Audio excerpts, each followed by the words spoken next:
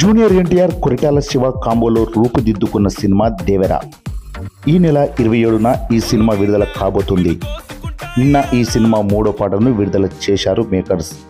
ఈ cinema trailer కోసం Tarak fans 1000 కళ్ళతో ఎదురు చూస్తున్నారు. ఇప్పటికే వచ్చిన పోస్టర్స్, క్లిప్స్ పాటలను సినిమాపై భారీ అంచనాలను క్రియేట్ చేశాయి.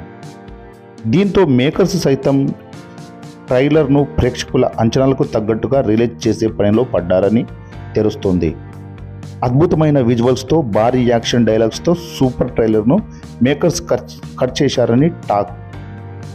సెప్టెంబర్ 10న దేవర్ ట్రైలర్ను విడుదల చేయనున్నారని సమాచారం.